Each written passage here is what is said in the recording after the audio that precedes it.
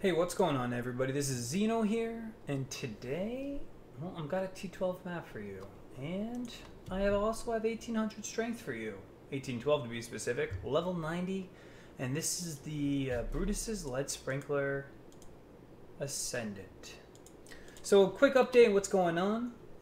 I have upgraded my gear massively since the last video. I have a 6-link now. I have a perfectly rolled Xoph's Blood. I crafted a attribute percent maximum life chaos res lightning res strength belt. I need to up the life on this to 64, but I don't have a level 7 Torah, and I don't trust anyone with this.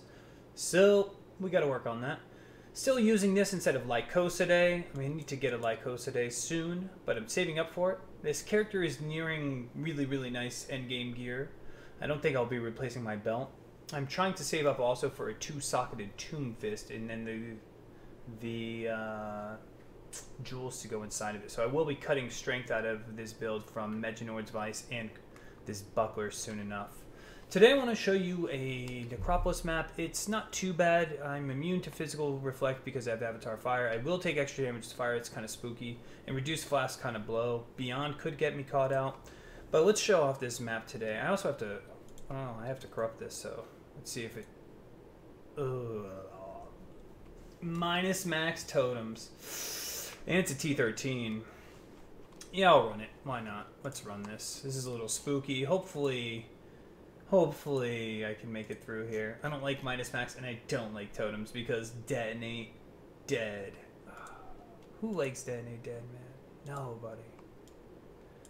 Alright, I will also slap on bloodlines. Okay. So this is a tier 13 map. Well, it was tier 12. Let's shrink this and make sure I have Ancestral Call on. I do. Okay. So I swap Ancestral Call out for single target. I put in weapon elemental damage. I know you could. There are tricks where you can hold shift and the little guys can pop up and smack around the boss. But I still prefer to swap because I know I get more damage out of Wed. It really feels like I do.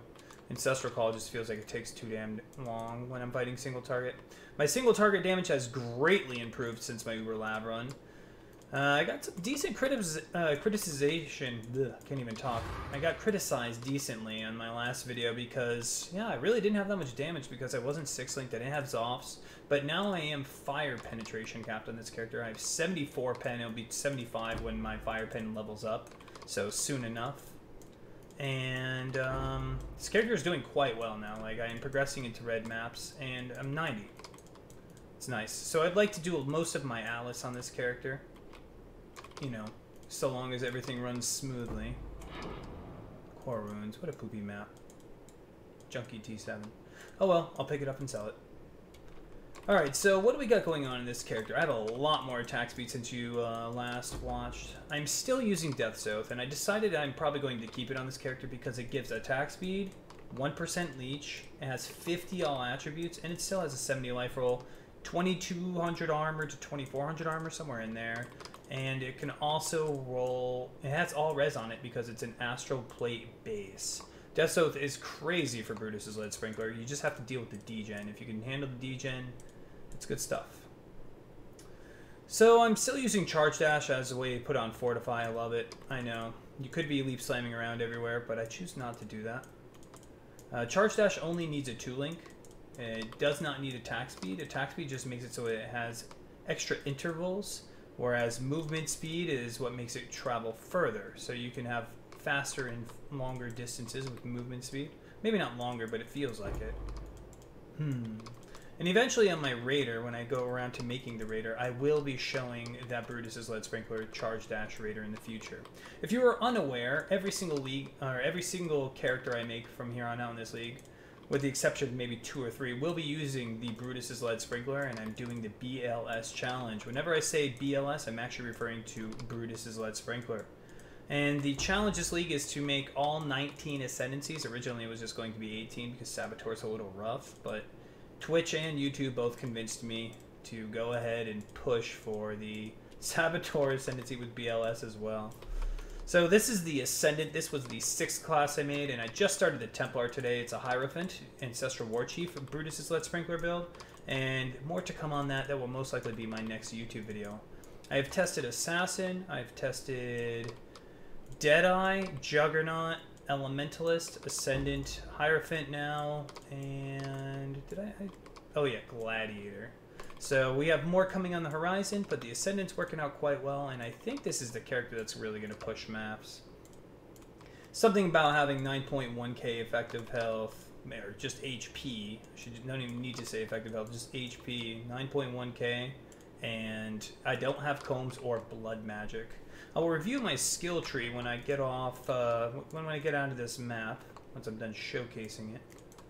And we'll go over the math and the theory craft behind this video. Now, this build guide, you're going to need certain things in order to play this build. Because this character has a lot of endgame potential with the Ascendant, you are going to obviously need the Brutus's Lead Sprinkler. I'm using the Death Xoph, as we talked about earlier, and Xoph's Blood the Amulet. I'm currently using Meginord's Vice, but I will probably be replacing that for a two-socketed, really, really well-rolled Jules Tombfist, because that thing is just going to be so much more damage than Meginord's Vice. Despite the strength loss, I will get a lot more damage. It has multipliers on it. It's just crazy.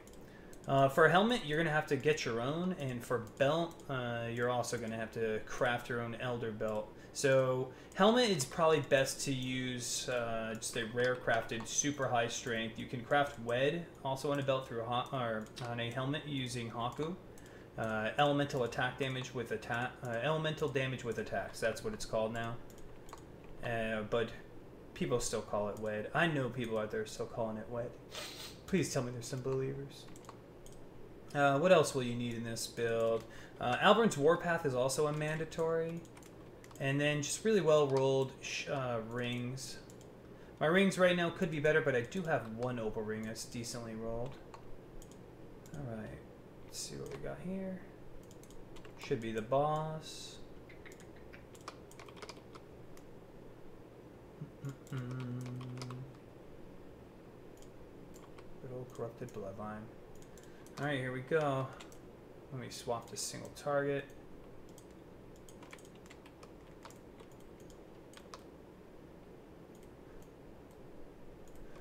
Just a series of little swords that come out. This is actually a pretty easy T13. Here's the boss. So here we go.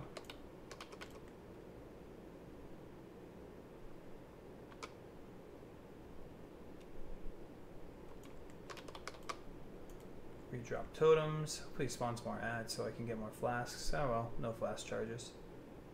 It is what it is.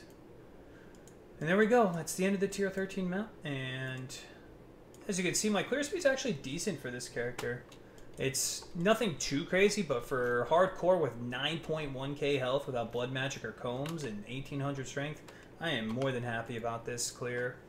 Could be worse. Now, in this build, I do not go out of my way to get really high damage. I do play a hardcore league, and because I'm playing hardcore, it's more important for me to get survivability than it is to get the highest optimal damage. And I understand some of you guys out there running around with 3k HP and a bunch of rarity and quantity. That is not what this build is. This build is stack strength, get HP. For the remainder of my build, we still have 4 life nodes right here. I have a life node right here and 3 more right here, and that's the rest of it. If I were to get 100, I get 10 more points. So 1, 2, 3, 4, 5, 6, 7, 8, 9. So 1 more extra point somewhere on the tree. Oh yeah, I spec 3 points out of here and I put them in here. So that would be the 1 extra point needed for elemental overload. I will be doing this as soon as I pick up Lycos today, and I'd rather pick up a 2-socketed Tombfist before that because this does have 9% movement speed. I can actually sacrifice the res.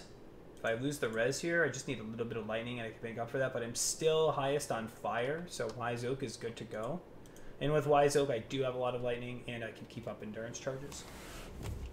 Now let's take a look here. If you are unaware how Brutus's Lead Sprinkler works, I will explain this.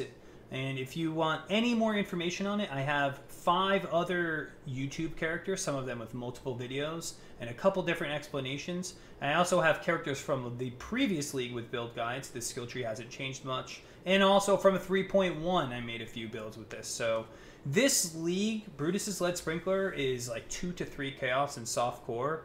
because of Bestiary. Bestiary allows you to create a unique scepter. This is a level 28 scepter, so suddenly this is everywhere now. It's normally a Torment-specific unique, but because of this, I want to do Brutus's Lead Sprinkler on every single character. It's a fun challenge I'm doing for myself. And what better way for a newer player to get in the game, because BLS is 2 to 3 Chaos, Meginord's Vice is 1 Chaos, and then Alberon's Warpath you can also get for a Chaos. So between these three, you could start off a humble, decent Brutus's Lead Sprinkler build, and then from there you upgrade your gear into, you know, things like Xoph's Blood. Now this guy is really expensive, but for 3 Chaos, I was using this necklace. Excuse me, not that necklace. This necklace. For 3 Chaos, I bought this, and this is 101 Strength. With fire damage to attacks, which is what Strength yields. So you could still find decent jewelry until you get your Xoph's Blood. What else do I have on this character? I have myself a decent opal ring that I crafted. I tried to exalt weapon elemental damage on it, and instead I got 1 to 2 physical damage. Alright. I'm still wearing this Chaos Resistance helmet. This needs to be improved upon, but first I want to replace my Meginord's Vice with a 2-socket Tombfist. If I make a third video on this character this league, hopefully I have the Tombfist on, a better secondary ring, better this ring replaced. I know I'm not taking this guy off unless I land the same exact belt with flat strength on it. I exalted Chaos Resistance on this, and I crafted it solely myself. You need an item level 75 plus Elder Heavy Belt. Specifically, item level 75, Heavy Belt, Elder. And you could craft attribute percent up to 12%. It requires item level 75. And you can also craft life percent. I'm aware that I need to get that flat life roll up to 64. Feels bad, but we're just waiting on level 4 Torah. I guess I could blessed this up to 35 when I get enough blesseds as well. Death's Oath. Man, let's talk Death's Oath. So I had a lot of questions about this guy last video. It's interesting. So the way how Death's Oath works is there is a Death Aura skill, it's this degenerative effect, and I'm absolutely not using it. In fact, I can't even use it if I wanted to, because I deal no non-fire damage. So Death's Oath is chaos damage, so it doesn't even do shit.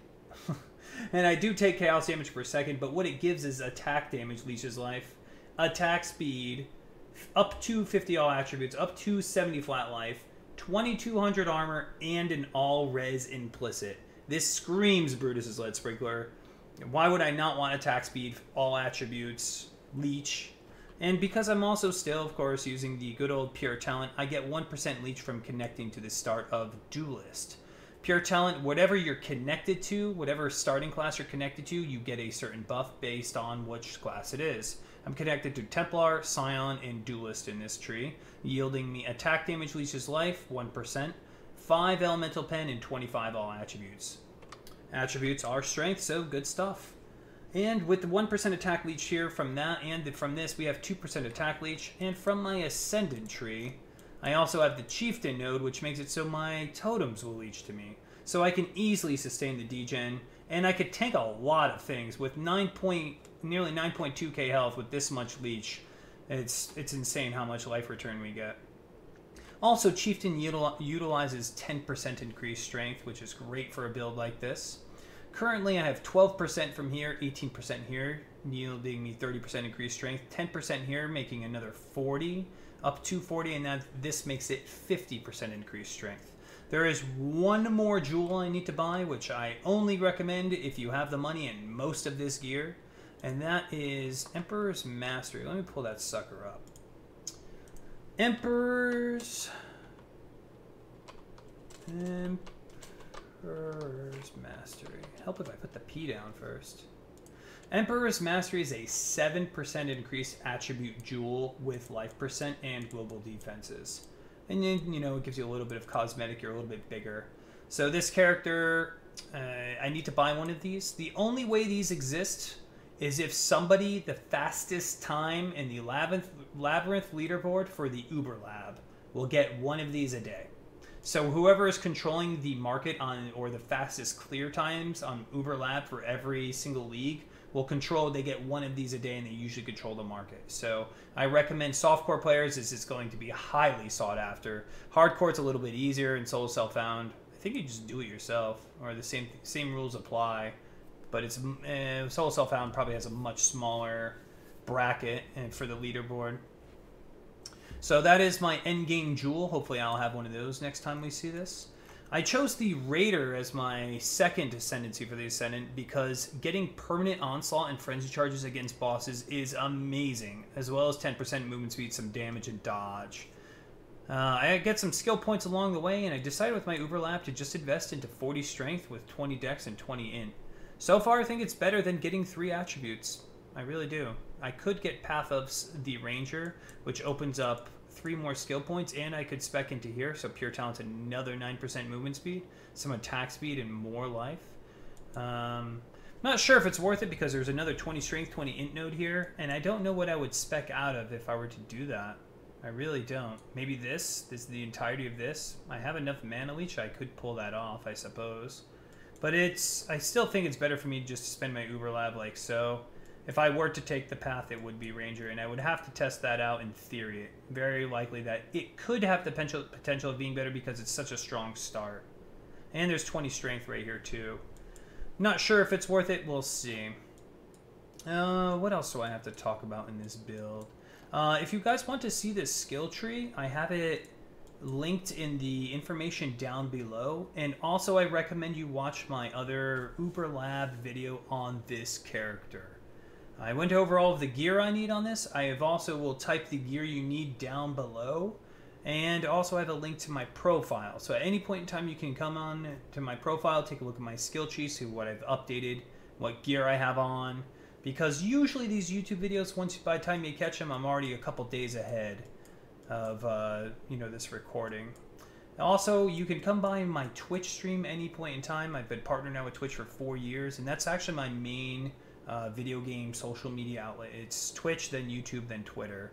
I also have a Discord, a Path of Exile related Discord, where you can find me from time to time with a lot of Path of Exile people playing, talking, and we're doing all sorts of different challenges in here. So if you're looking for some people to participate Path of Exile with and learn the game from, you can stop by in the Oscar Lounge. I have the link down below as well. So with that said, I don't really have anything else to talk about right now with this build, other than I'm having a blast with it. I need to upgrade some more gear, but I've progressed into tier 13 content. Woo! That was a lucky corrupt, I suppose. And my Atlas is shaping up quite nicely. Currently, I'm trying to just farm a bunch of layers at underground seas, and then those will be my rare candies. I'll talk about that on stream, and if you have any questions, again, you know where to get me. That's all I have to say. I'm out. Thanks for tuning in.